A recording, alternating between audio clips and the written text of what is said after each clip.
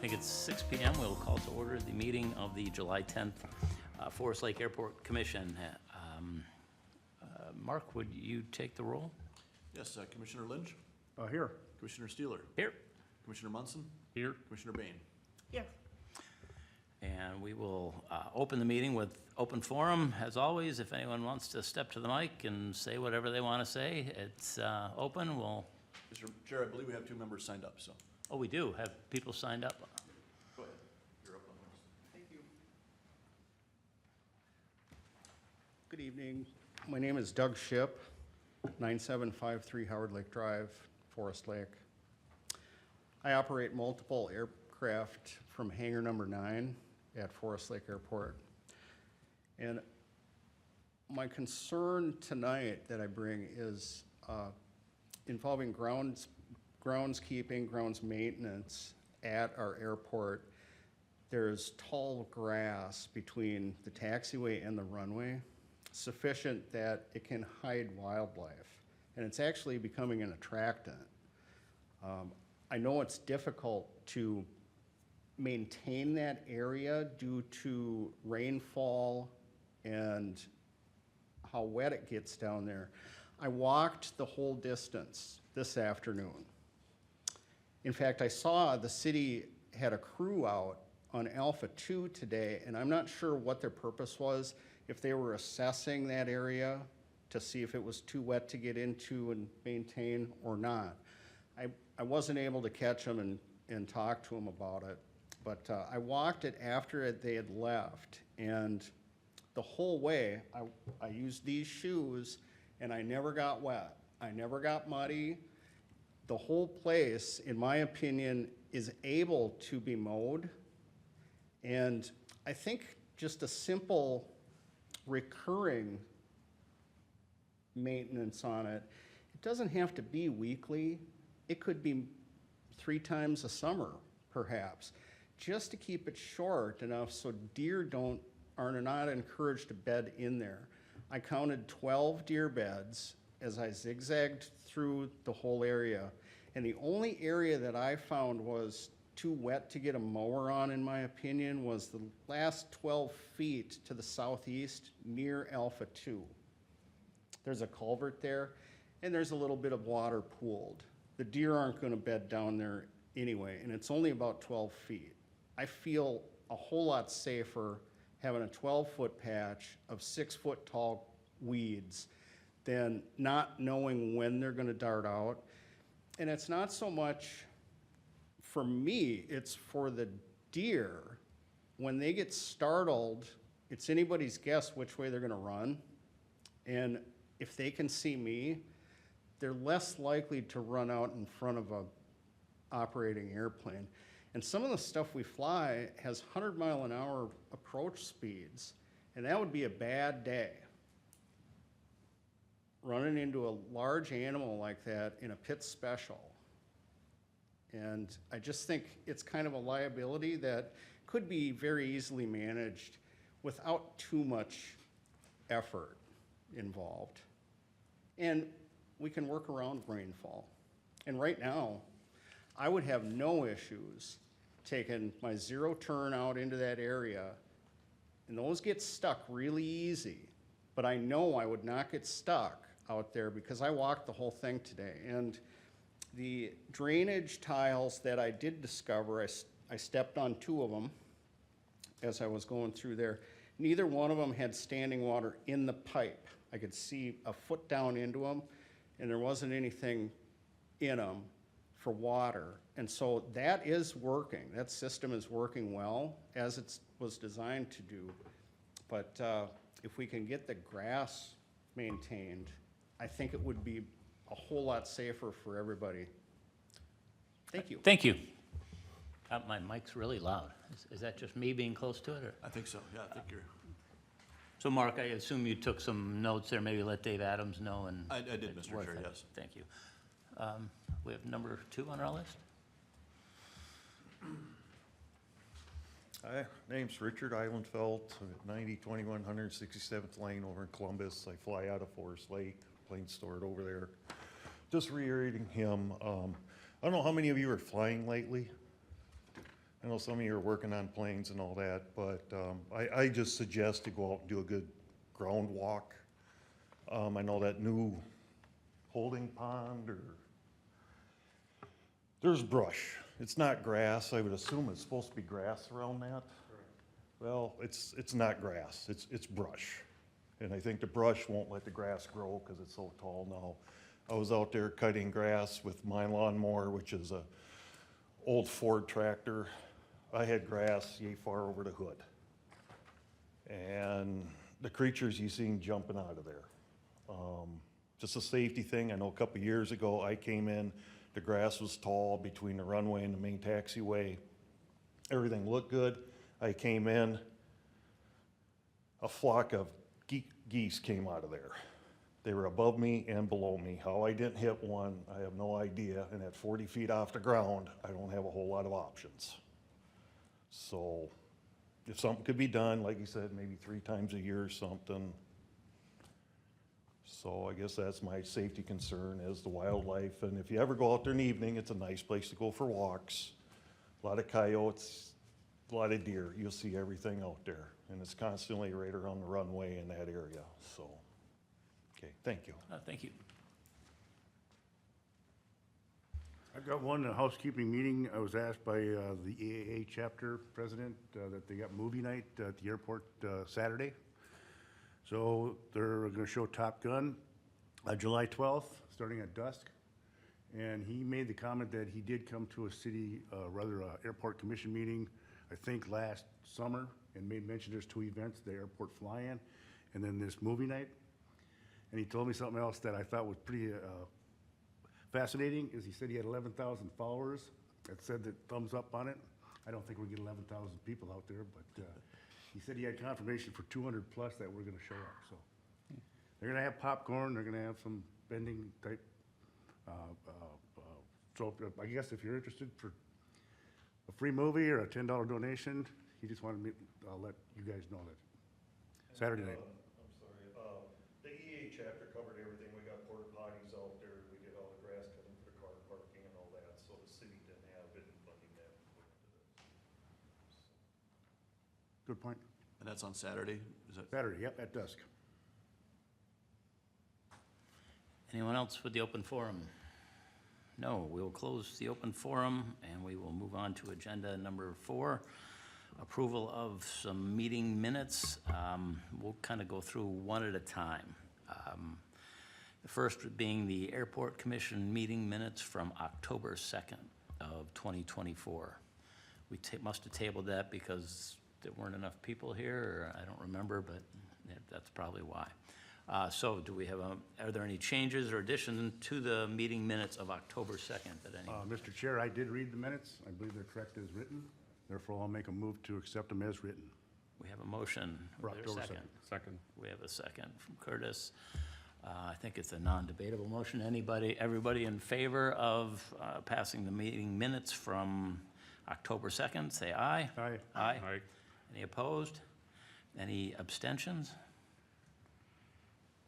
Mara, I didn't hear, was you? I said aye. You did, okay, I didn't hear you. All right, so, meeting minutes from October 2nd have been approved. The Airport Commission special meeting of March 5th, 2025. Motion to approve? We have a motion to approve, is there a second?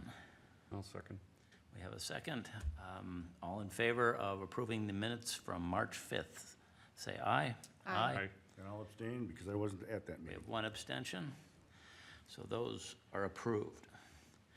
The next are the Rules and Regulations Steering Committee meeting minutes of July 11th. And I had one noted change. So when I went to this meeting, I was under the understanding it was a steering committee meeting only. Correct. But it was actually open to the public. Yeah, all meetings are open to the public. Any meeting. Oh, of they are? Any public body, Okay. yep, is always open to the. I didn't know how that worked, because I thought it was, okay. So that was my only question on that. If airport commission people came to that meeting, would it be considered a quorum? Yes, and we typically have a generic note that any commission or committee meetings there may be a quorum of any other committee or commission or city council. So we kind of pre-post that as a potential for a quorum. So it would be acceptable if I wish to attend as a... Yeah, Okay. yeah, we always appreciate a heads up, just so we, in case we, we can proactively post that as if we don't have it already, but generally, I think we have that covered. Was it posted? It was, it was certainly posted as a public meeting. Whether or not it was posted as a quorum of the airport commission, I don't know, but we didn't end up having a quorum of. No, airport I know we commission there, didn't. folks there, so- People had asked afterwards Yeah. where it was posted, and I didn't know. Yeah, it's generally posted like any other meeting, so. Okay. Is it recorded like every meeting? Not necessarily, no. There's no legal requirement to record it, but legal requirement to post it and have Okay. it be open to the public. Okay, anyway, and is there a motion to approve, and this would be by the steering committee members, a motion to approve the minutes from the June 11th steering committee meeting?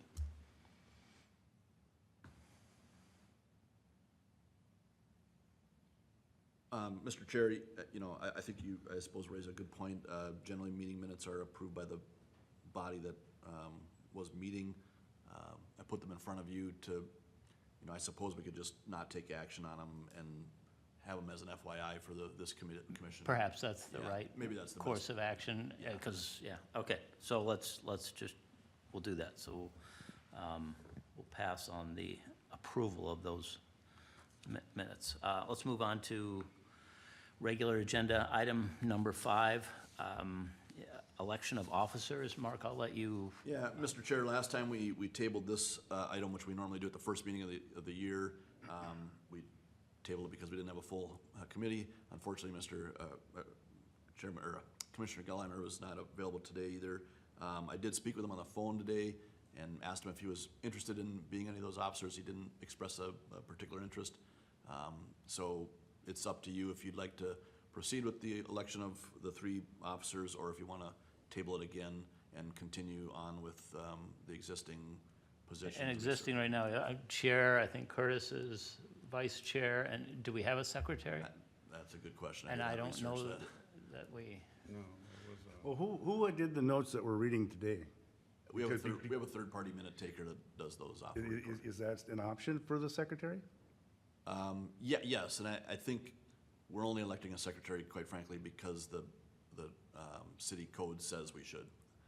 We don't, the duties of the secretary, I would have a tough time explaining what those are.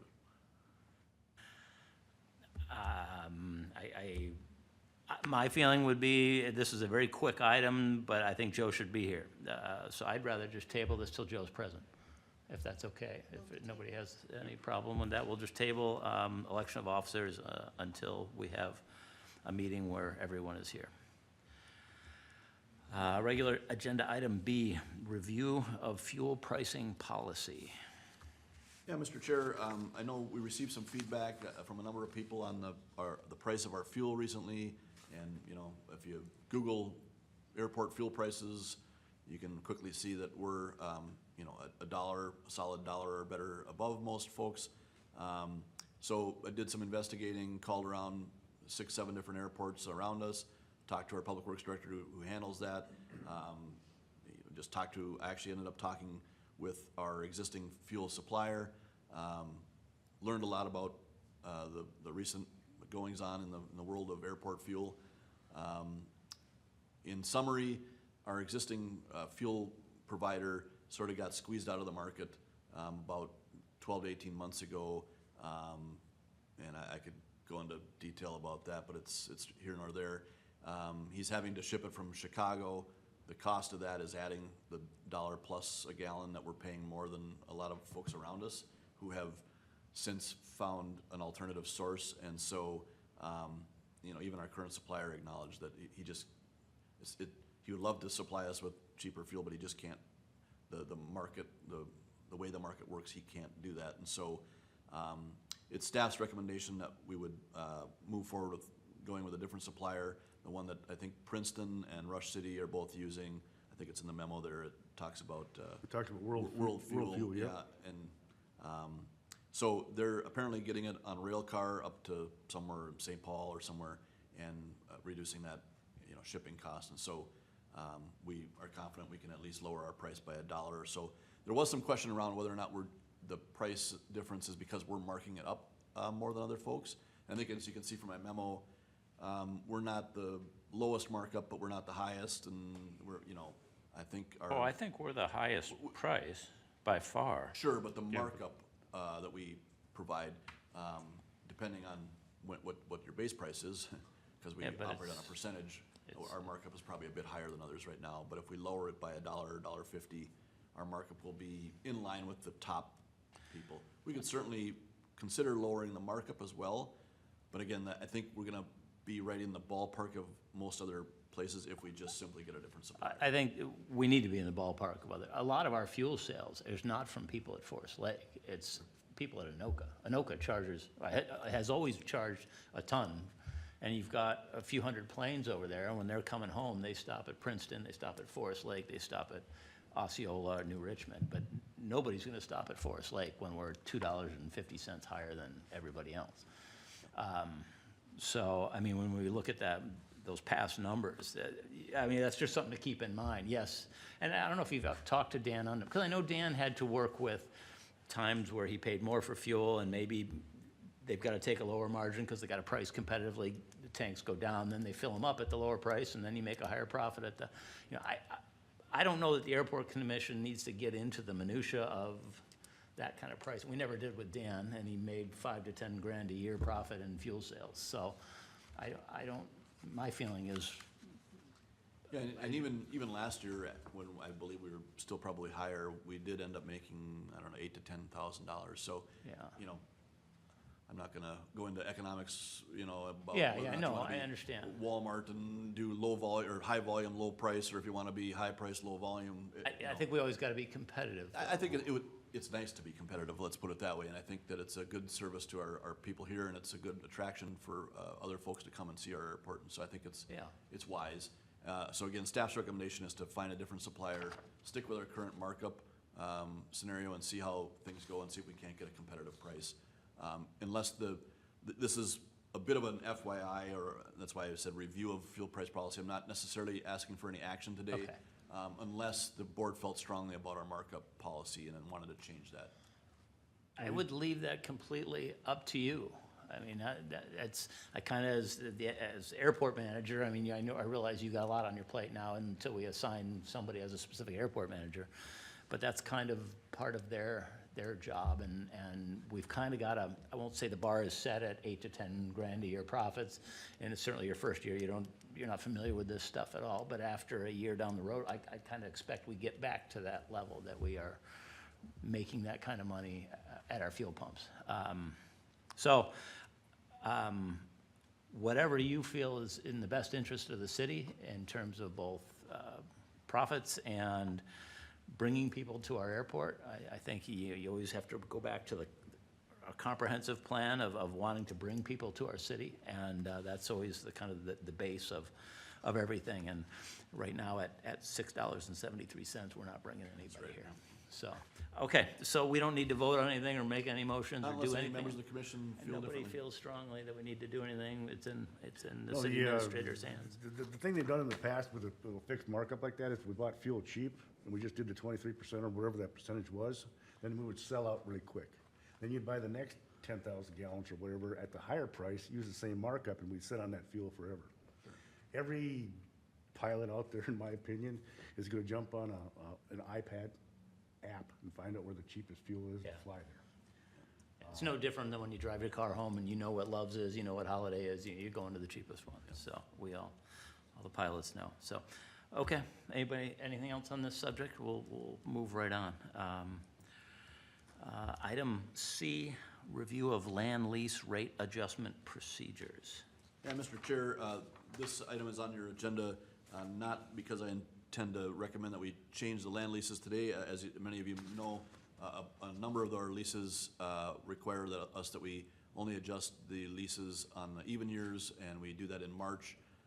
What I wanted to do is just sort of bring forward what I researched and found to be the past practices here, and I want to make sure that I understand as the new airport manager here, want to make sure I'm on the same page as the board here in terms of how we want to approach land leases. so that we have a solid recommendation going to the council for that when it comes March of 2026, and so we're not scrambling at that point.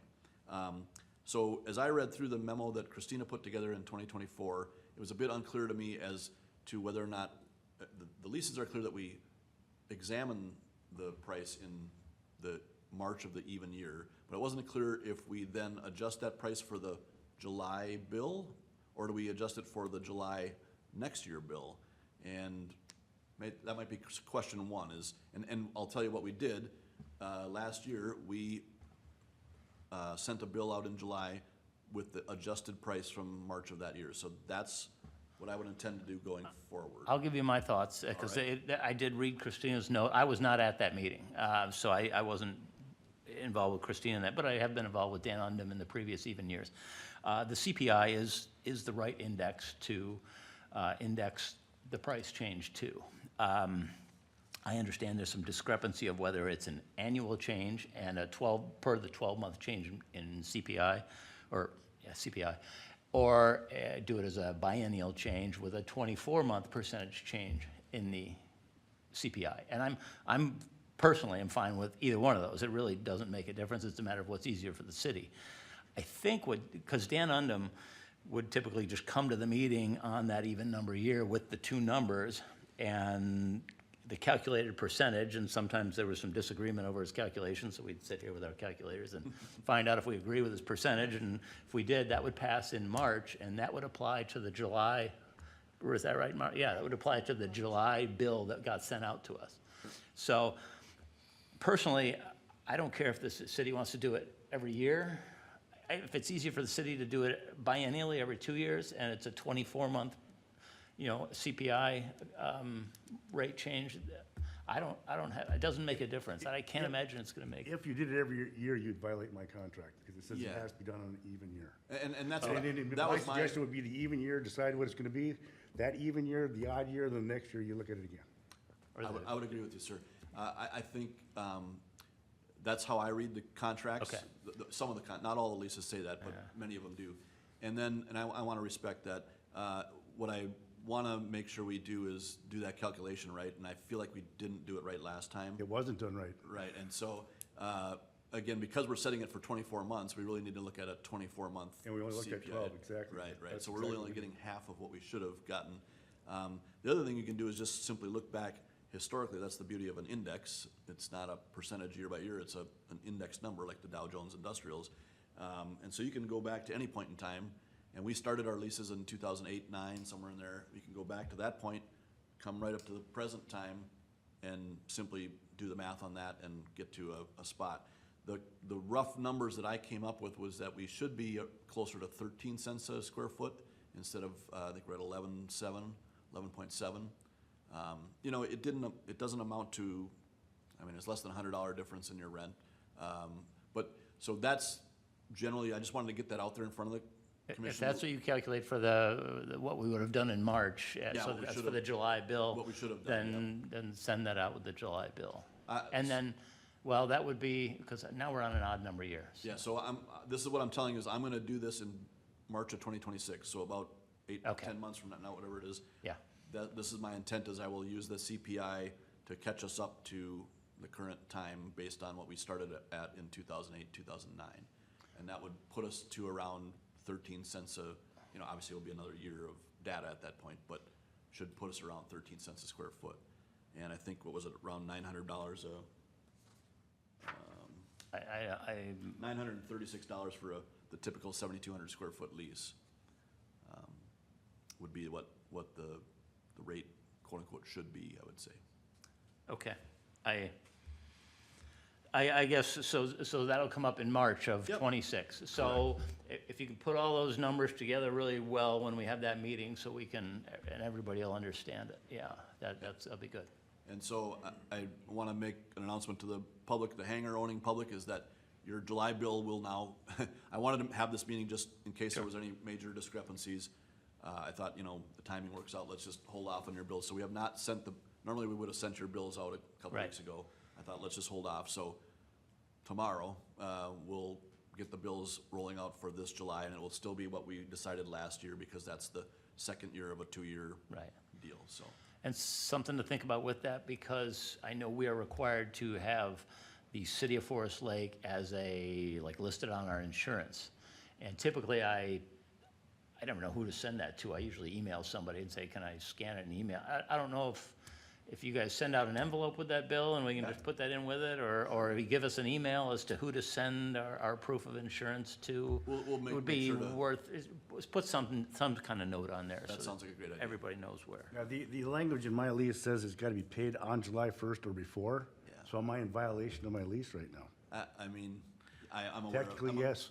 I'm aware of that issue, and we have had some hangar owners call and ask, and I appreciate that phone call, but yeah, of course, we're not going to hold anyone that hasn't been invoiced to account for that, so. Thank you. Okay, so we don't need to make any motions to that effect on anything there, so we'll just move on to the engineers' reports. Silas?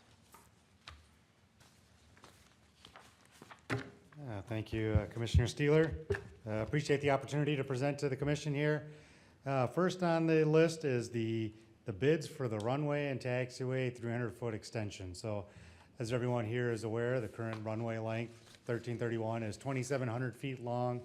As we went through the master plan study, we identified, a future extension of 300 feet to get out to 3,000 feet. And that's pretty much going to be the extent of any runway extension at Forest Lake, just due to some constraints, with Highway 61 and Fenway Boulevard to the north. So we've been having conversations with MnDOT about that project since January of last year.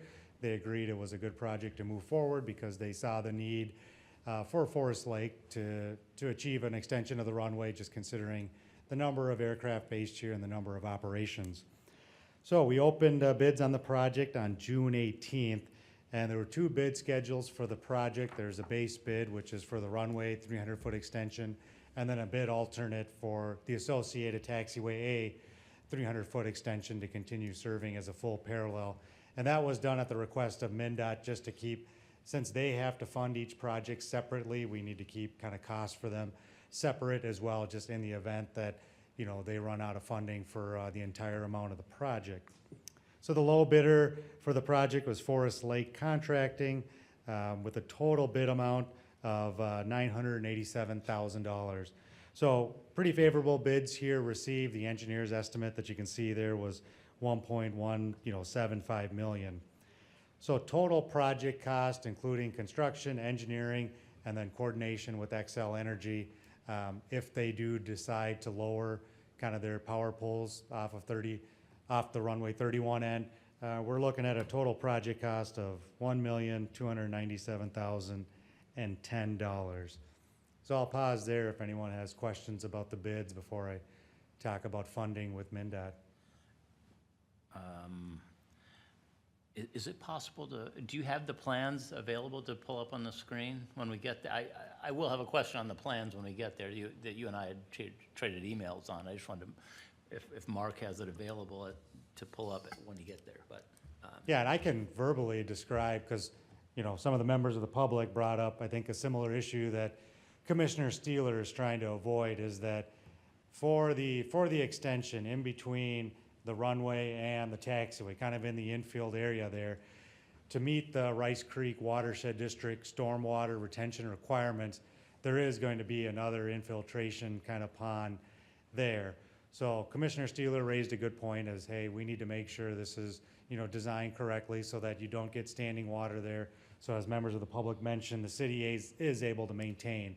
So I'm confident in the design that's put forth there, where there's drain tile in the bottom, and then there's also a culvert outlet, where in the event that you do get a heavy rainfall event where the drain tile is running at capacity, where it's not able to effectively and efficiently discharge the stormwater, there's a culvert that's about a foot above grade that will divert any drainage in the area there out to the west and into kind of the existing drainage network there. So I'm hopeful you can kind of get a picture from my explanation there, but Commissioner Steeler, if we are able to pull the plans up, I think that would.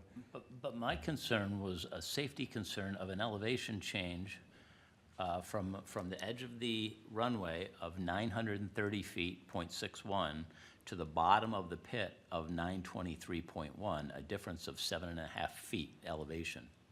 Correct, and the, That's what I was concerned about, the safety of an aircraft being on a runway and coming into land, and we've had pilots bring this issue before us before, right, Mara, of much lesser differences of 3 or 4 feet, and now we've got 7.5 feet. That was a bigger, I mean, the water issue and that's a concern too, but it's really that 7.5 foot. yeah, change. certainly. So the design does meet kind of FAA, design criteria for grading off the edge of the runway. So the runway safety area width is 150 feet wide, so essentially 75 feet left or right.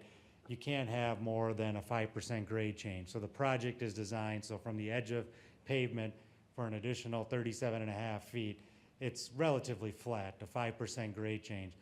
Thereafter, what the design says is you could go up to a 25% slope, but for this particular project, we wanted to maximize it at 20%.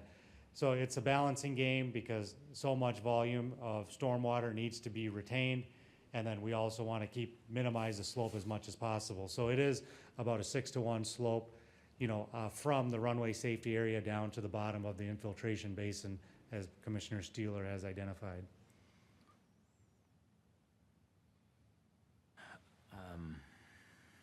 Oh, it's up. Oh, we have it up now? Yep. I think that's a different, I don't, but everybody else. Oh, I do. So that's a different page in the report, though.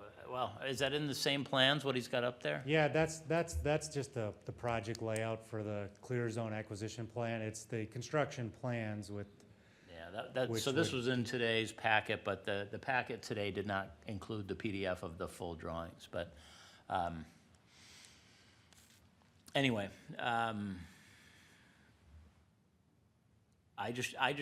my concern is the city having to address concerns down the road. And that's, I was hoping to head that off. I know there's ways that could be filled in with some kind of a culvert system in there to make, so there's no slope there, very little slope there. It costs money, I'm sure. But there's alternative ways of designing that interior area.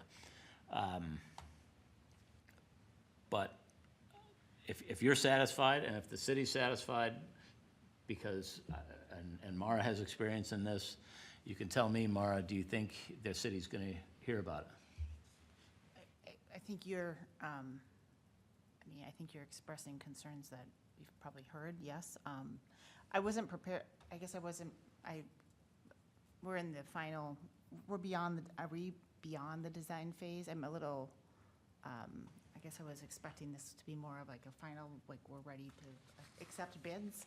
Because Yeah, I mean, the specs have gone to contractors with these current specs, so is there even any room to change and make design consideration changes right now? there still is. I mean, we still don't have a construction contract with the contractor. And even in the event, construction hasn't started yet. So if there are any requested revisions, we can certainly review those and see if there are any options to address any of the airport commission's concerns. As you hear those concerns, what are options for? So during the design phase, kind of knowing, with the history that, myself and Bolton and Mank have here, knowing some of the concerns that came about with when the runway and taxiway were paved, we did explore multiple options of where else could we put in a infiltration basin.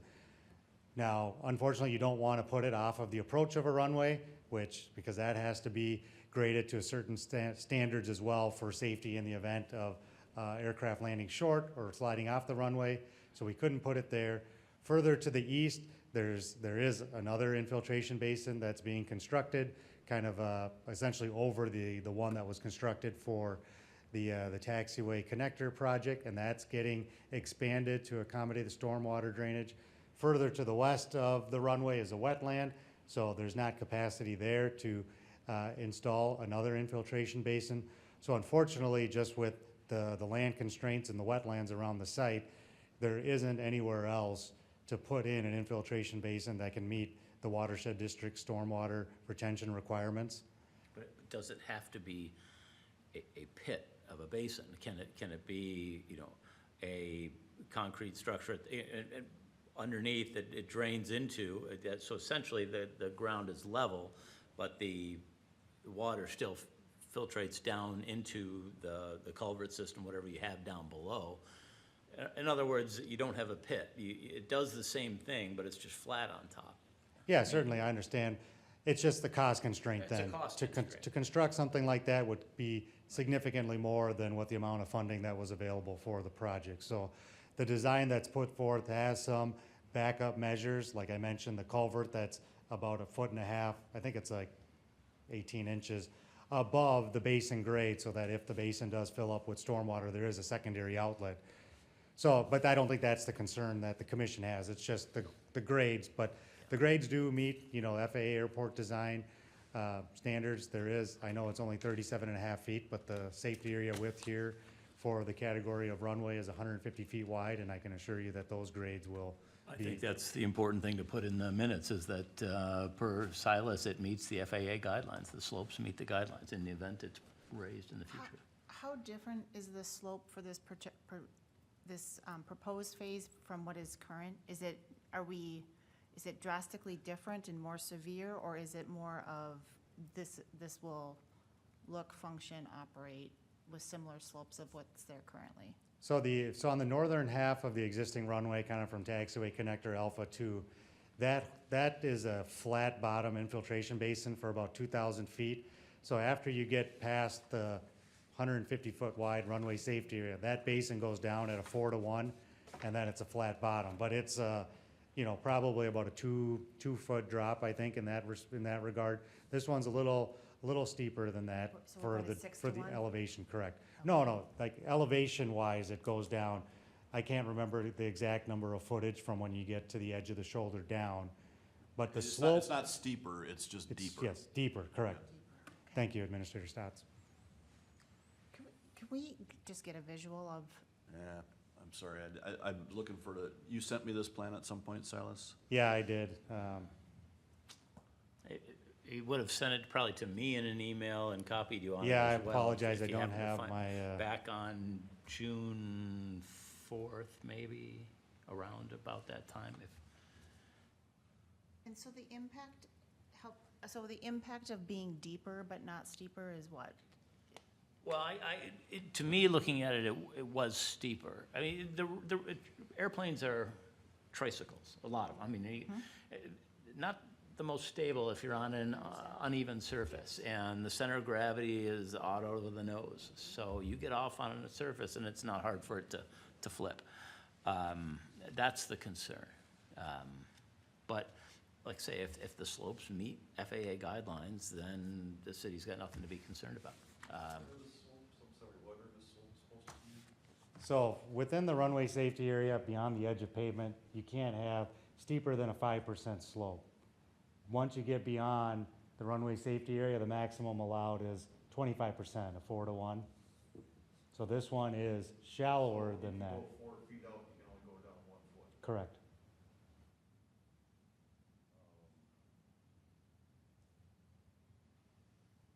Have you walked the airport out there? Yes.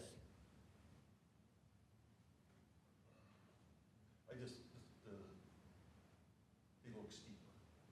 No, understand, and a 4-to-1 is a steep slope, no doubt about it, but again, there's probably 6-7 years ago, Bolton and Mank was asked to review the previous consulting firm's design, and again, that design did meet FAA design criteria. It did meet? It did, correct, yes. Okay, I don't need to cover any more on the subject. I think it's in the minutes properly. The city administrator has heard it. If it is brought to his attention by someone at a later time, you know what we're talking about. Correct. So, yeah, I'll let you go on. So- Yeah, And certainly. on this topic, though, just back to the whole point is to meet the water retention requirements, right? Correct. Or the water treatment requirements, and the challenge is the location options available to do so. Correct. Great, okay. Any other questions kind of about just the project before I kind of get into funding?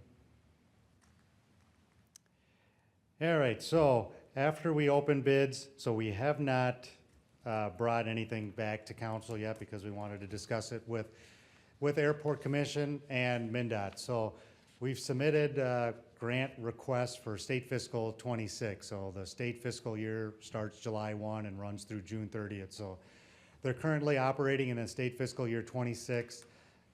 Last week, city administrator received an email from MnDOT that they're a little bit delayed in announcing their funding, the projects that would receive funding in their state fiscal '26.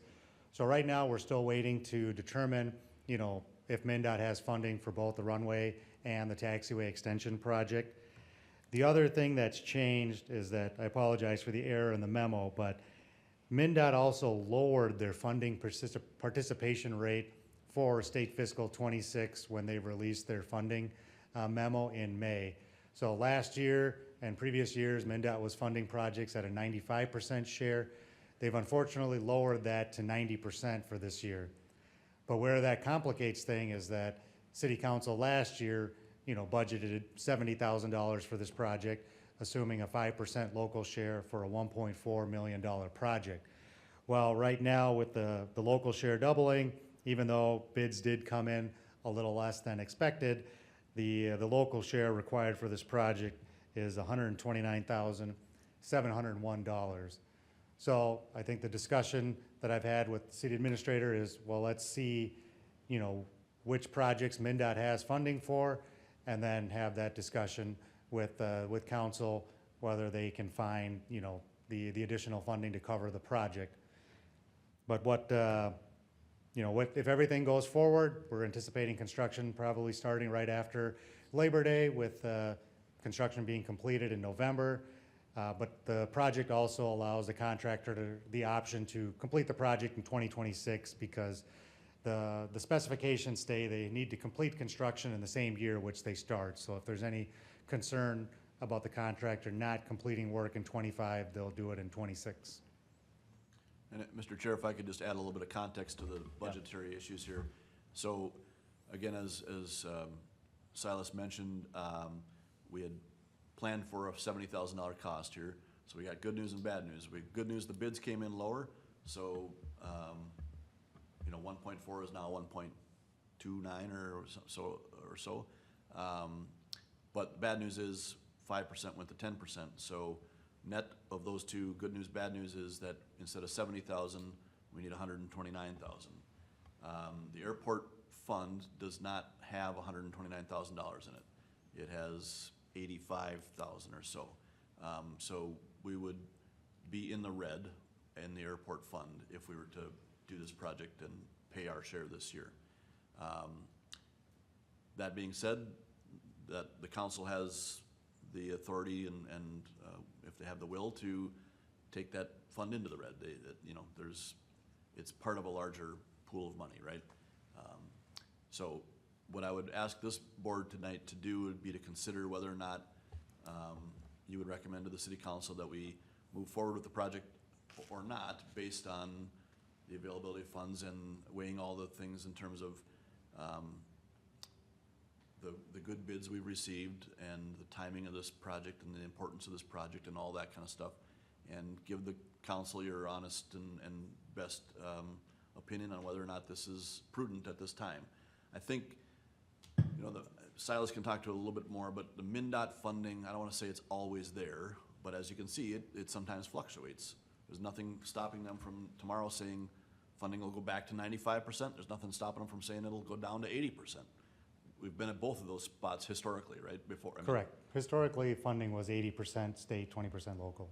Yep, and then for the last few years, it's been at 95. So there is no hard, fast rule to say, it's a bit of a dice roll here. So that's the decision we have to make as a board, and give a recommendation to the council for them to make the ultimate decision. What I would ask is, whatever motion you make tonight, understand that it's contingent on MnDOT funding the project through their thing. Mara, you had something? Is it unusual that when MnDOT makes these adjustments, that it's done so immediately and without consideration for projects already in flight or projects that are already contemplated in progress? This just seems like a very abrupt change. Was there some explanation on why the adjustment? And I just want to make sure there's not some consideration for projects that are in process. Yeah, I had a lengthy discussion with the MnDOT Aeronautics Director, Ryan Gog, about how essentially city government works and that a change like this is going to be significant, not just for Forest Lake, but a number of the other state-only airports, because city councils have to follow a process with which to determine the levy, with which to say, hey, parks, streets, maintenance, everything gets so much funds. And now, in May of the same year, you're just making this significant of a change. And the response I got was, yes, we understand the ripple effects that this might lead to, but there's 136 airports in the entire system that we need to be cognizant of. Their funding, unfortunately, hasn't gone up very much from, the state entire Congress. So they're trying to fund as many projects as they can. And one of the ways of doing that was to lower the funding percentage for state-only airports. So yes, they're aware of it. Yes, I've had conversations with them, but unfortunately, it did not, move the needle for them to make adjustments to the funding rates. But the other good thing, I guess, there is that it is state fiscal 26 funding, which does cycle over 2 calendar years. So, there is also some options there. But I think, as my discussions with city administrator have been, is, really the council can't make decisions until they know how much funding MnDOT has for the project.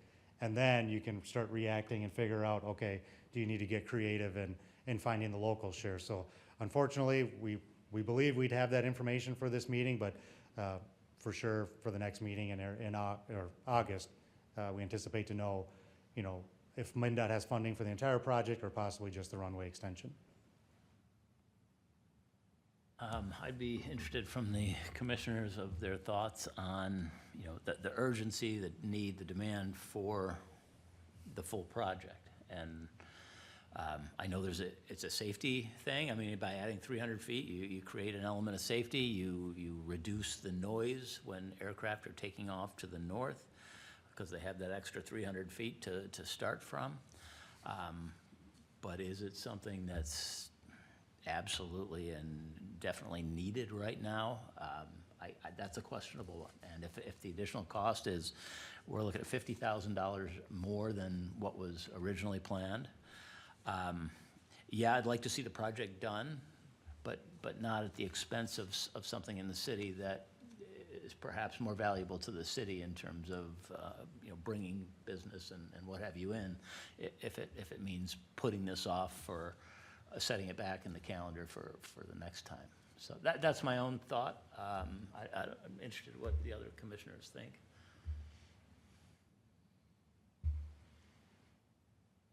I'll start with maybe a question. So I know there's a lot of projects planned and anticipated as part of the airport layout plan. And this was presumably selected for a number of reasons. Are there other projects kind of in the hopper that would maybe be smaller in size, that maybe it makes sense to do a couple of other things instead and to switch out?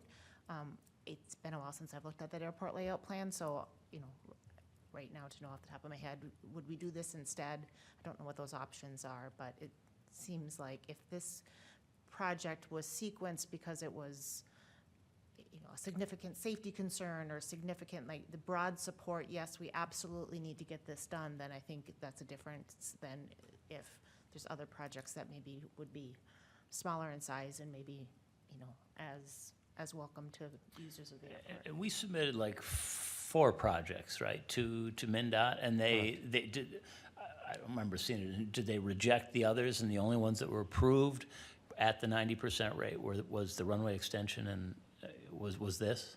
So this, the reason this project was actually on the CIP for a later year, I think it was like 2028, and then at a January kind of capital improvement plan meeting in 2024 with MnDOT, where there was, discussion about the CIP and which projects that MnDOT also felt was a priority.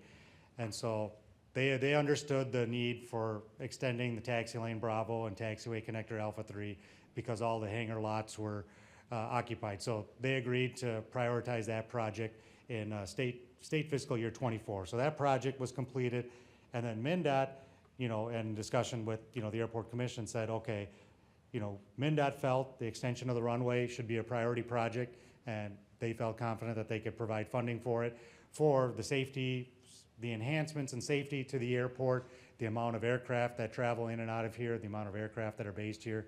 You know, they wanted the runway extended to 3,000 feet and said prioritize that project. So there was a state fiscal 2025 grant for design for both projects, and then following up in 26 for construction.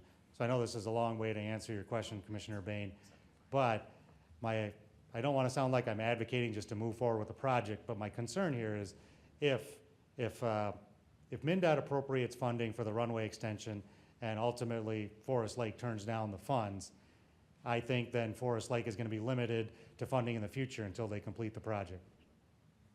Well, the way I look at it, if we don't ask for the council's approval, we're not gonna get it, period. So I think we just make a motion to ask for the council's approval for the 129,701 for the project, the 300-foot extension. Okay, we have a motion to make a recommendation to the city council. Is there a second? I'll second it. We'll make that motion, we'll leave it to the city council. Maybe Mara, you have I have a clarifying question, or maybe a item Clarifying, of sure. discussion. So that motion, is the anticipated effect of that motion and that funding that city council funds and brings back, you know, makes a one-time infusion into the airport fund, and that is, you know, is it a loan, or is it a one-time infusion that, you know, airport, you know, fund does not, Well, you know, the anticipation's maybe I not can to ask bring this. back? If you have 30 hangars out there gonna pay their lease in July, this month, isn't that gonna increase the airport funds? So when I said the airport fund doesn't have this money, what I meant by that is that if we come in on budget, our projected balance at the end of the year would be in the red. So including all revenues and expenses. So, and I want to, next month, next meeting, I certainly intend to bring a little bit better picture of your financial state. But no, the short answer to your question, Commissioner Lynch, is that no, the cash flow is not the problem. It's the annual budget and the long-range projection of that budget that is the issue. So the budget actually isn't dynamic. It doesn't change every day. It's pretty much fixed? It's annually fixed. Okay. Yeah. My concern on recommending to proceed and to vote for the motion is really just the long-term impact on the airport fund. And so having some understanding from, you know, what council's intent is, and I can fully appreciate everyone's wrapping their head around this impact. But if, you know, if this is long-term going to put the airport fund in the red without, you know, and conceivably having to, you know, take several years to build out of that, I'm not sure that this is the project and that we should do that for. And there's a lot of other opportunities also on the plate. So I just want to make sure we've got some, you know, available capital to react to, you know, future projects. that And we the, might want to and the do. city council can reach that conclusion. The one thing about this that Silas can take to, if MnDOT's gonna say, oh, you guys didn't take the money, we're gonna cut you short next time, he can come and say, well, the airport commission was in favor of it, and the city wanted to do it, but the funding got cut from 95 down to 90, and that changed the whole dynamic of the situation. At least it takes away MnDOT's argument of cutting us out next time, in my mind, anyway. When do we need to make a decision? Is there room to kind of understand some longer-term implications? September is coming up pretty quick if that's the start date. So the bids were held for 90 days from June 18th. So realistically, until, you know, mid-September, you know, you do have some flexibility of time here. And that's not to say, you know, if there's still more time is needed, we can certainly talk to the contractor about a bid extension. But, you know, understanding, you know, all the information's not there about funding from MnDOT, funding from the local side. You know, in my understanding and conversations with Administrator Stotts was at least Airport Commission, you know, makes a recommendation, so that part is ready to go to council, you know, either at the second meeting here in July or the first meeting in August to make forth the recommendation of whether to award the entire amount of the project or a certain portion of it to the low bidder. Mr. Chair, you know, just looking at the calendar, your next meeting is August 6th. We could certainly table to that meeting if you wished, and that would maybe a quick turnaround, but you know, I think if we plan it correctly, we could have that in front of the council at their August 11 meeting, right? Second and fourth Mondays. So And what August 11. additional information would we have by that time? I mean, a little bit better picture of your, I don't have your full budget picture in front of you. Maybe Okay. perhaps that would be helpful. I assume we would know by then if MnDOT has approved the plan, Yes, the project correct. also? Correct. Yes. Okay. That's probably the right course of action then. If you think it can be turned around that quickly on after the 6th, then when you are, well, we can talk about budget stuff, but airport budgets fluctuate year to year. So I hope you're looking at like a 5-year like window, because we have certain years where we have like a seal coat and whatever, that's a big expense. And then we have other years where we don't have that. And so I know when Dan Undem and I, this goes back years, we were projecting out and you could see the balance going up, and then we get hit the big costs and it goes down and then it goes back up. So as long as you're looking at it in the big picture and including all the numbers, let's take the motion to recommend off the table, if that's all right. I can remove my motion to do it. Are you willing to remove the motion? Is that the correct way to do it? Yeah, I mean, if you'd theoretically, like we've got a to. motion, we've got a second. Do we have to vote on it, or can we just make it go away? I think the chair could take the motion off the table if the motioner agreed to that. If you agree to that, we'll take the motion off the table. Sounds good, it's taken off. And make a motion to table it, correct, till the August 6th meeting. Is that the date? Okay. I'll second the table. We have a second. All in favor of tabling the motion till, or tabling the subject till August 6th? Say aye. Aye. Aye. And no one's opposed or abstaining. Okay, so we've tabled that to the 6th, and we'll have hopefully all we need to make a better decision at that time. Certainly. I guess one other point I'd like to bring up. I mean, I know the state's portion has gone from 95 down to 90 for this year, but if we decide to push this project out further, there's nothing stopping them from going lower than 90 in the future, correct? Correct. Absolutely correct. So, I mean, we could be looking at even a higher number if we wanted to do this project in the future. And I'm not trying to be argumentative, but you could have the same chance that it goes back to 95 and you lost out too, right? So Yeah, but it I is a think bit of a, From past practices, hasn't it been at 80 more than it's been at like above 90% or? Yeah, I mean, there was a calculus in going up to 95% because, you know, if you're a federally funded airport, you know, in the state of Minnesota, you get 90% funding historically from the FAA, and then MnDOT is contributing half the local share. So just so Anoka County is getting projects funded at 95%, so MnDOT wanted to be equitable to the state-only airports like Forest Lake, and they raised it to 95%, and Forest Lake is capitalized on that. You know, there's been some significant, you know, capital projects that have been done here that I don't believe could have been funded without that additional 5%. And that's what makes this unfortunate that they made the change in May, because, you know, council last year didn't get the opportunity to budget for the appropriate amount, so.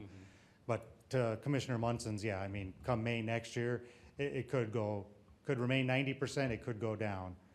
The only way I could see it going up is if the state legislature increases the appropriation to MnDOT, you know, Office of Aeronautics, but that historically, you know, their amount of funding has typically been around 4.5 million, and that's for the entire aeronautics department. So that's capital projects, that's staff, equipment, maintenance, and operations agreement, the whole works. And I have to believe other cities are gonna be kind of in the same bind we are, that they budgeted for the 95%, and now they're at 90, and now they're weighing the same things. And so with those, whatever those dollars they have, if other cities, you know, decide, okay, we can't do our project, does MnDOT have that bucket of money, and then they get more in the following year? And is it a likelihood, you probably don't know this, maybe I'm just hypothetically, likelihood that it would go to 95% because now they've got all these funds that weren't spent in the previous year? So the amount of funding they get has to be spent within the same fiscal year. So there's typically about 3.5 million, and it fluctuates like a couple $100,000 each way. all that money needs to get spent or under grant in a state fiscal 2026. So what that would mean, to Commissioner Steeler's point, is that if there's certain projects that didn't score high enough to get funded, if ultimately a couple communities, now if Forest Lake elects to turn back the funds, that's gonna be a significant amount of funding back into the program. MnDOT will just go down the list and go to the next airport and say, okay, Granite Falls or, North Home or, Big Fork, okay, you had a project that didn't score high enough, now it did because, our amount of funding gets that low. So they'll just go to the next airport and say, okay, your project now has funding, do you want to take the funds or not? And if they say no, they'll go to the next one. I mean, there's a significant amount of projects. And once the list is public on the MnDOT website, I'll make sure it gets shared with the commission and City Administrator Stotts. But you can see that they'll just go down the list until they exhaust the funds that are available. So the chance for them, or the opportunity to change the participation rate back up to 95 is not going to happen. Okay. Okay, well, it's good to know. Will there be some city council discussion? It'd be in advance of our next meeting, it'd be helpful to just have some indication from council on what their kind of appetite is and preference, if there's, movement or ability for projects to be juggled within this, the CIP, and it'd just be helpful to understand kind of council's appetite as we're making a decision, because I think we're all gonna have to turn around on a decision fairly quickly. Yeah, we can certainly put that on their July work session. Be helpful. I'll let you continue with your, Yeah, any other questions kind of about the runway and taxiway extension or funding? All right, so the clear zone acquisition plan, you can kind of see the layout in your packet. Essentially what that is just requesting an exemption from MnDOT for their policy for airport sponsors to own the entirety of the clear zone and fee. So the clear zone is a trapezoidal shape off the end of each runway, with which it's a safety requirement where MnDOT desires airports to own that entire, area in fee, but ultimately they understand it's not feasible for every airport due to, land constraints. Forest Lake does own quite a bit of the clear zone. Forest Lake owns the entirety of the clear zone off the 3-1 end. It's off the 1-3 end where Fenway Avenue cuts right through it. So what this project did was just formally request an exemption from MnDOT for the policy. And the reason why Forest Lake wanted to request an exemption is because your future projects now essentially score 15 points higher. Without an approved exemption, you're losing, 10 points. With an exemption, you get plus 5 points, so it's a 15-point swing. So we've submitted the CZAP, request to MnDOT on May 9th, and we're just waiting for them to either review and comment or review and approve. So that's what that project was about. On to kind of airport rules and regulations. So Bolton & Mank was hired by the city to kind of help develop an updated kind of rules and regulations for the airport there to update the existing version that exists. Essentially what the intent for council was just to make sure everybody's operating on a level playing field out there, whether you're a commercial business, private operator out there, just making sure everyone has the same rules and regulations to follow. So a steering committee, was developed consisting of 2 airport commission members, Commissioner Steeler, Commissioner Gallmeyer, 2 city council members, Mayor Roberts and Councilor Miller, and then city staff as well, City Administrator Stotts, City Administrator Johnson. So we did have our first steering committee meeting on June 11th, just to review the first draft. So kind of included in your packet is the updated, draft rules and regulations based on kind of feedback received, during the meeting and then before and after from airport steering committee members.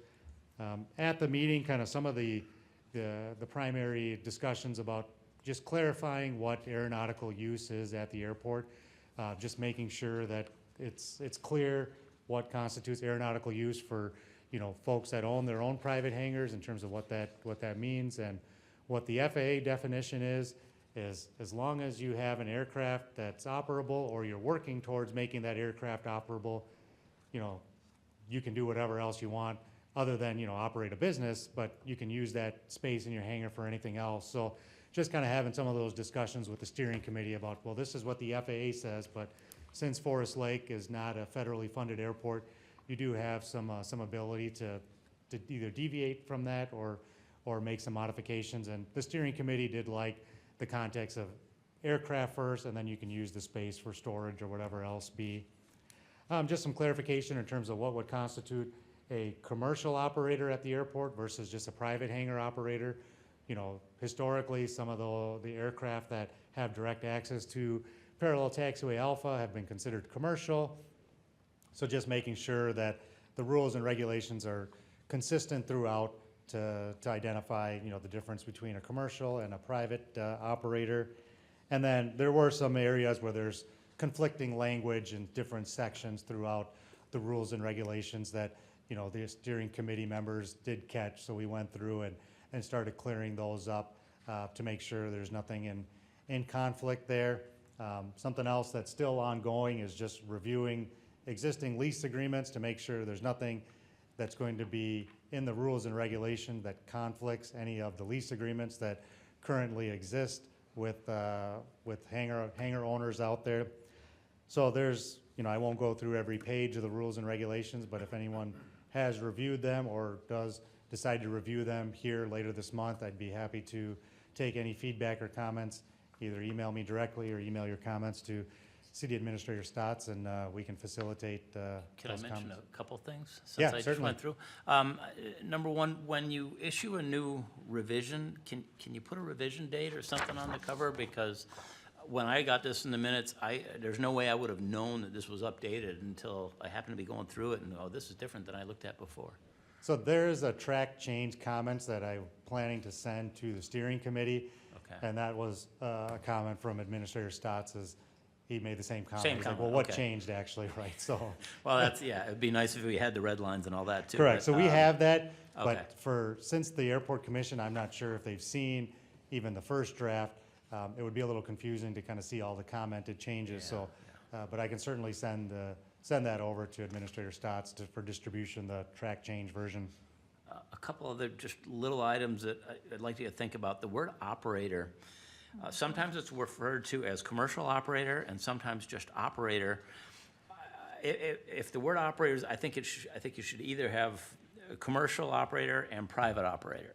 And that would clarify, there'd be no conflict or misunderstanding there then. So that was one note I have. I don't have a lot of notes. If you don't mind, I'll go through them, but let me know if you need to catch up. Under the definitions of aircraft owner, I know with aircraft, fractional ownership is not uncommon. I don't know if that needs to be mentioned in here or how that's, it should be, I guess it should be addressed somewhere in there under aircraft owner. And that's a pretty simple change, it's just I think owner so, or a I think so. fractional owner of one. Under number 4, lease agreement, this kind of gets into construction requirements, and under C, it says buildings shall be built setback property line according to city building codes. I know the current hangars are not necessarily, some of them are closer because then they went to a 2-hour fire rating or something. I don't know, I don't know if we want to state it differently, but it's something to think about. Are you aware of that, Mark? I think when I gave you a tour of the airport, I said, you know, I have a 10-foot setback to my property line, but the guy next door has 5, and because it's less than 20 feet now, we had to use, I had to pay for a 2-hour fire rating on that side wall. So it's just one of those things that I don't know that we want to force it to go to a full 20-foot setback. You know, something to think about. Kind of a minor issue. On number 3C, under that, hangar doors may be either sliding or bifold. You realize that a third of the hangar doors at that airport are neither sliding nor Hydraulic. bifold. You aware of that? Yep. Yeah, okay. I'll make So that change. something, and then frankly, that entire sentence could be eliminated and just say that a note to the effect that doors cannot interfere with other buildings. And frankly, that should be such a given that, and since all plans and specs go through the city anyway, I don't even know if it's even worth mentioning any of that. you might want to strike the whole thing. I think sliding should definitely be struck out. I don't think anyone there has a Nobody, sliding door. yeah, so anyway, that could be looked at and I think tweaked. Hangar E does. Does it? Okay. Well, Yes, that's the Hangar E old- has sliding Okay. doors, yeah. Around Hangar. Correction, thank you. On Roman numeral 6, the heading application, that just seems like a terrible heading. It doesn't tell me, is it application for business operation? That's what I think it is. I think it's, but it just seemed like, because it seemed like it was directed toward the business stuff, business operators, or commercial operations. So maybe it should be application for commercial operation, or, I just thought the heading, again, minor point. And then under Roman numeral 7, general aviation standards, this is where I saw the word, this is under B, financial responsibility, and it says the operator. And I think because of where it falls in this, it means the commercial operator. And then further under here, we get into that question of renting out hangar space again, which has not been answered, but it's really probably the last item hanging out there that really needs to. I don't think I have a whole lot more. There's a couple things that I kind of question whether it's actually needed in here, but that's minor. Like a variance, do we need variances out there? I don't know. The language is the through the fence. Does that need to be part of rules and regulations, the through the fence portion? I'm not sure that's necessary, but that's really all the comments, all the red lines I had in going through this version. So, Certainly, that's helpful, Yeah, okay. Commissioner Steeler. anybody else have any others? I don't know if you guys haven't even seen the first version, so. Yeah, the version I read this afternoon, I mean, it parallels a lot what's currently in my lease, so, I mean, there's a lot of duplicate language there, so. Yeah, I noticed some things were corrected, like the construction references, just reference the building code. And that's the right way to do it. So, yeah, then there's no conflicts that way with other. Mr. Chair, if I may, one of the kind of the open questions here tonight is whether, I mean, I think it probably makes sense to have the steering committee meet at least one more time. Does the commission feel the same, or are we ready to bring this back for final approval, or? I don't know that it needs to meet again. I mean, Joe's not here tonight to comment to that effect. I mean, I was going through these. Going back to the big picture of all this, the difficulty, I mean, we have a commission of however many members. Being that I have a contract with the city, my concern in approving any of, setting a formal approval on this, does that imply that I'm in agreement with the city changing terms and conditions of my lease?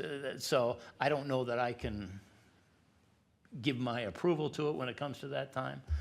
That doesn't mean, Mara can't or whoever can't, but that's just gonna be something I have to Sure. struggle with on that. Yeah, and I think ultimately, the airport commission would be making a recommendation, and the city council would be adopting these rules and regulations at any rate, right? So even if for some reason others felt the same way you did, Commissioner Steeler, in the motion failed, the council could still It's up to the move council. forward, right, so. Right. Obviously, we would hope that the airport commission Sure. could endorse these Right. and move forward with them, but.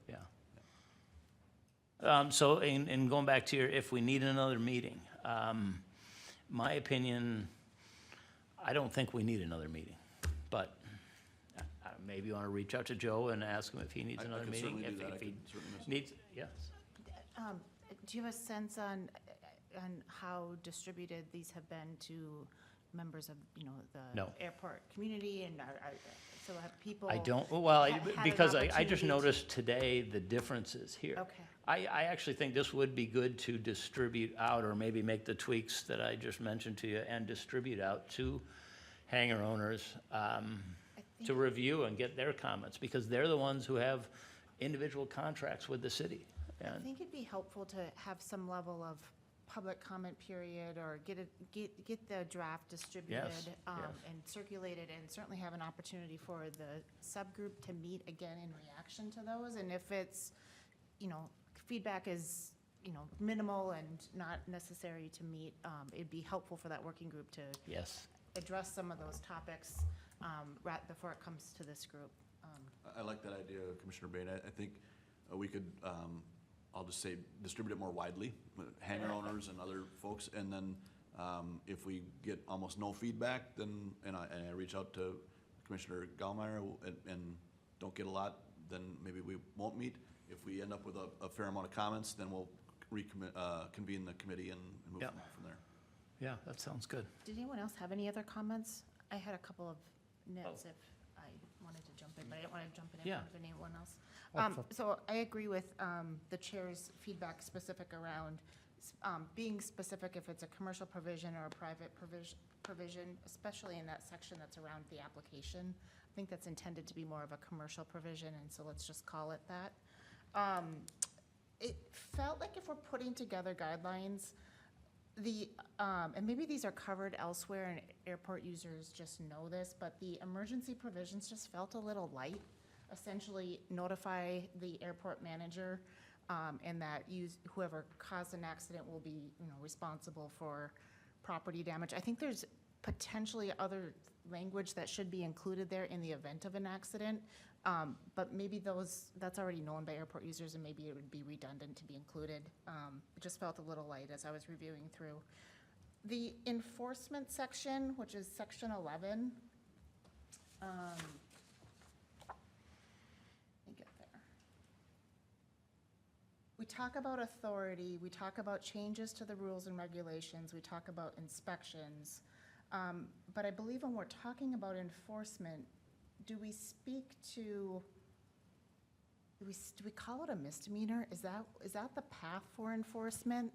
I know when we have, when the city has implemented recent code provisions, we have implemented more of an administrative penalty process. I just feel like there should be a little bit more definition around what does enforcement look like? What's the process for enforcement? What is the appeal body? We do call out that, the ultimate arbitrator is the city council. But then what then? And so is it some sort of administrative fine or something? I just felt like it needed just a little bit more definition of what if, what does the city council have at their disposal as a means of enforcement? If we can just pause for a second, because in working with the city attorney Johnson, there was certain language that was removed, and I'll let Attorney Johnson speak more eloquently about it, but there are certain liability reasons why certain language was removed from that point of enforcement.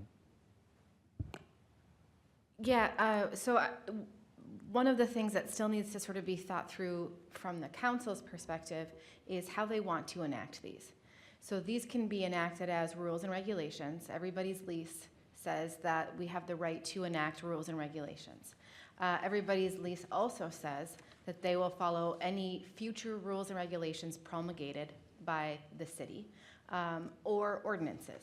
So this could also become an ordinance, and so it would be codified. It doesn't mean that it would be a published ordinance. In some of our policies, we reference as having the effect of an ordinance, but that doesn't mean that they're codified. So those are some choices that the council is going to have to work through in terms of how they want to pass these. And then in going to the question about enforcement, to your point, yes, if it's codified, it is eligible for all of the violations of city code, which would be an administrative citation, a criminal citation, abatement, any of those tools that we would use for any code violation. So obviously that's the largest packet of authority that the council could create, or they could do something less than that. So I envision this enforcement section needing to evolve based on the direction that we get from council. And then I know one of the questions is, this concept of private hangars leasing space to other airplanes and airport lease, and whether that means you're automatically commercial or not. I would just advocate for us to take a kind of a recognize we're in a world of Airbnbs, and in many markets everything's for rent. that we would lean closer to allowing some level of rental activity without automatically jumping it into the commercial category. I don't know if we govern that based on square footage usage or number of aircraft, but it just seems reasonable. We have somebody right now docking their boat at our house, and are they paying us? No, but would somebody maybe make us stink? Maybe. You know, it just feels like we're in a very much a shared economy, and so let's recognize that and not just automatically jump that into the same classification of some of the other more heavier commercial uses that are contemplated by the guidelines. So that would just be my encouragement. Yeah, I think that's, Hope you didn't just get yourself in trouble there. Someone's gonna complain.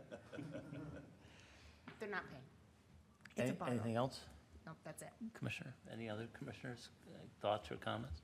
No, I think it's great if we can get this out to all the hangar owners. Maybe it goes out with the July bill, maybe there's just an email or a site that they can go to and download it themselves, whatever, but I think that's great. And whether we have a special meeting with comments or they just email in comments, and we figure out from there how we want to handle it, so. Yeah. I will add, though, if this does go out for public comment and eventually does become an ordinance, it kind of changes the process with which this does move forward. Then it has to be, advertised publicly, in a couple sources, put out on the streets for, 30-period minimum time frame. So depending upon which direction, council wants this to go, it would change the process with which we need to follow for a public comment period because, I'm not sure the specifics of it, maybe Attorney Johnson knows, but you can't just, if you're sending it out for public comment, it can't just be airport patrons. It has to be everybody that's interested in it has to have the opportunity to comment, so. Okay. I think leave that to.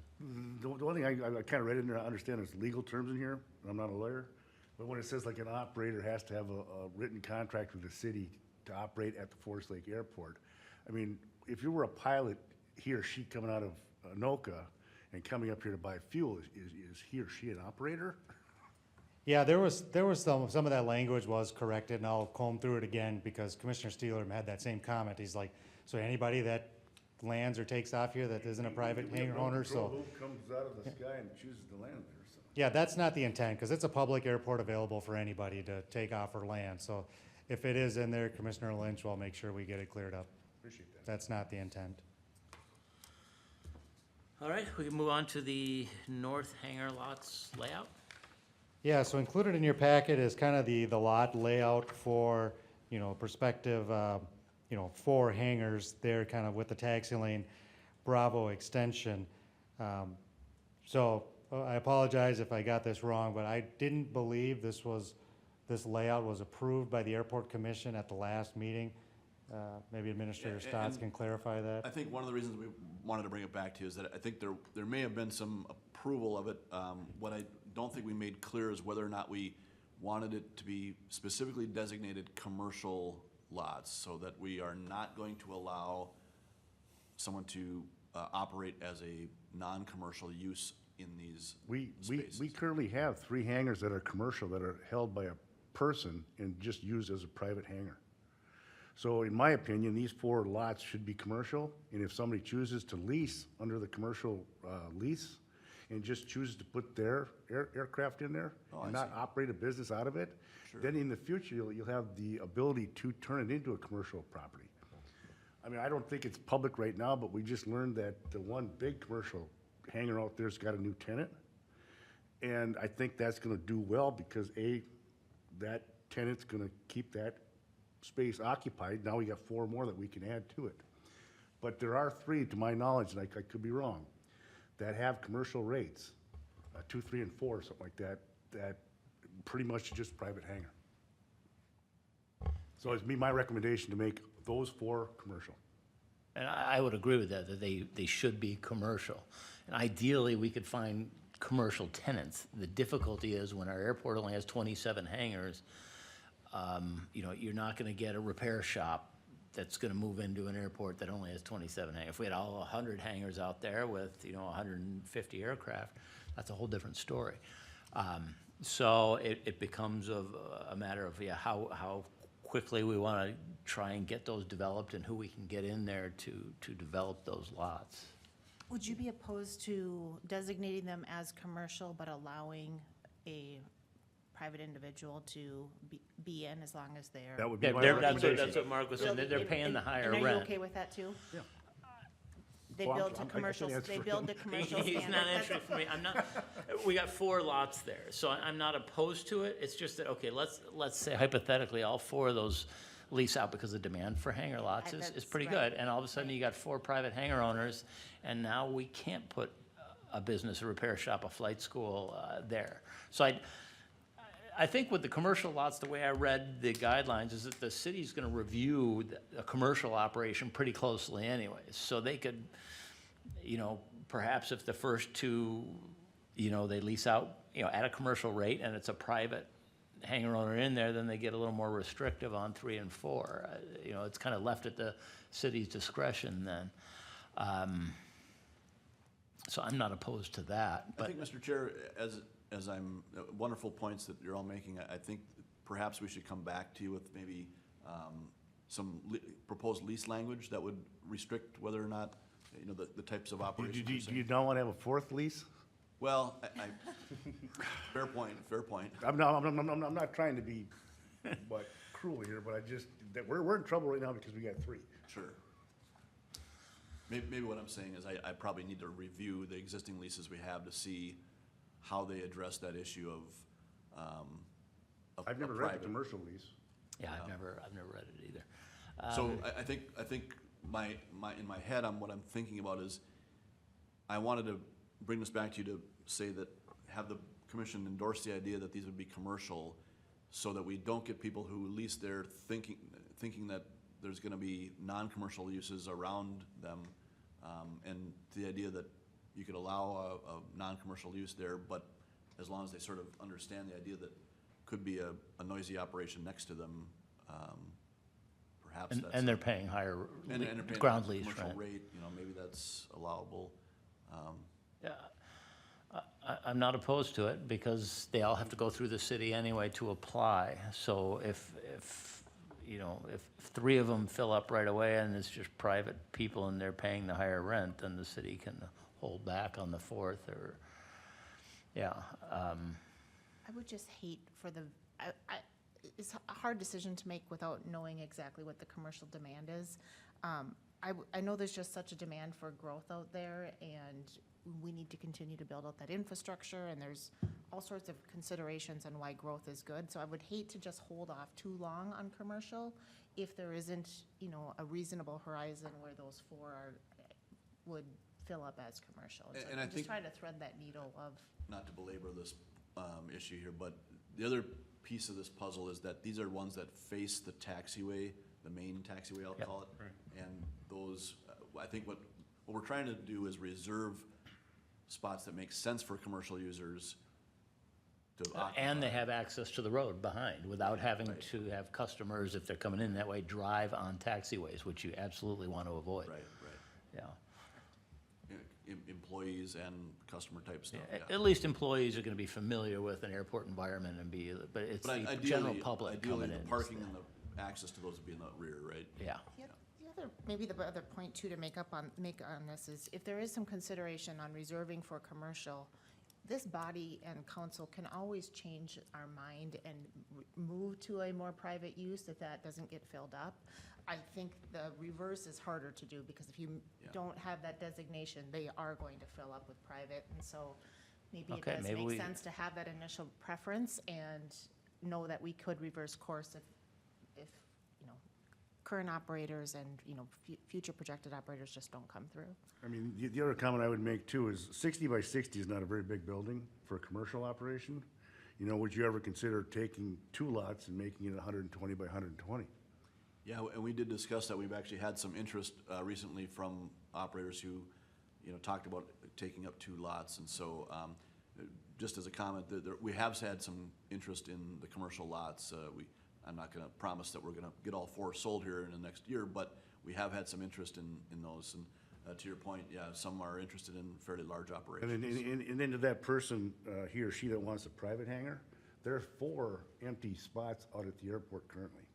They would love to have a building on it. Yeah, and I think that's an issue I intend to bring back to this board is, So some of those empty lots, their leases talk about a time horizon to build a building. My lease said I had 2 years. I had to get a permit to the city within 1 year and build in 2. Right, and so, So, I mean- I don't know that we've been actively enforcing that part of it, and so we may bring back to this board, a question about.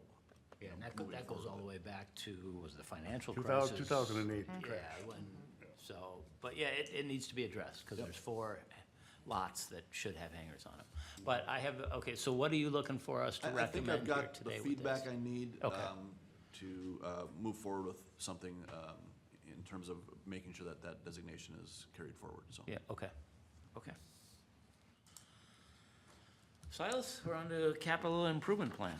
Yes, so, this is just the updated draft, kind of with the real numbers here based on the bids for the runway and the taxiway extension project. We also did put in a request to MnDOT for completion of the apron expansion project. Half of it was done. There's still the other half, 200 foot by 80. I think the likelihood of that getting funded might be a little lower considering the other capital request that Forest Lake is asking. So just wanted to kind of put this out there so you guys can kind of see what some of the future projects that have been discussed with the Airport Commission, are. I know there's been some discussion about expansion of the parking lot and access drive to accommodate these 4 additional lots that were developed. But we do have some time until we gotta have this revised and back to MnDOT, which is typically, about February 1st of next year. But just wanted to show it here and that there will be some updates made for the next meeting pending what MnDOT decides with funding for state fiscal year 26 here. I see on here, maintenance equipment building construction. I don't remember seeing that before.